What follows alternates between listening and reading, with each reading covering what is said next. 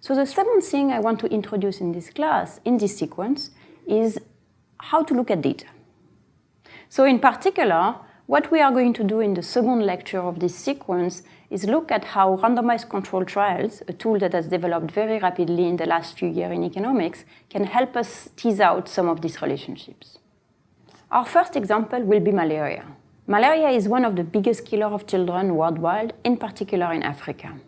There are no vaccines for malaria. However, there are simple solutions that may prevent the spread of the disease. One of them is bed nets. It turns out that the mosquitoes that carry the parasite that cause malaria mostly bite at night. Therefore, if people sleep under the bed net, it can prevent the disease to go from one person to the next. Until now, I've said nothing that was controversial. However, where there is a big debate is whether those bed nets should be provided for free or whether people should ask to pay something for them. The answer, it turns out, hinges on, first, whether the prices would discourage a lot of people from getting a bed net, and second, whether someone who is given a free bed net would not use it properly, perhaps because they think that if it was given to them for free, it's not valuable.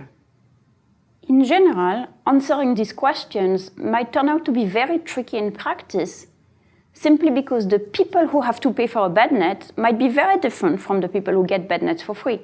For example, they might be richer, or they might live in areas where malaria is less of a problem, or you can name any number of reasons why those people would not be comparable.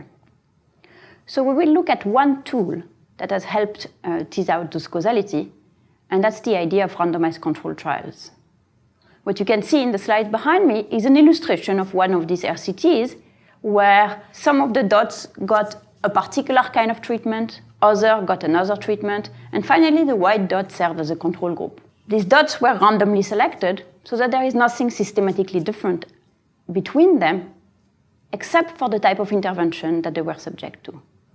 What we will see in this lecture is how these trials work, how they are analyzed, why they help us answer those questions, and this is something that we will keep with us for the duration of the class.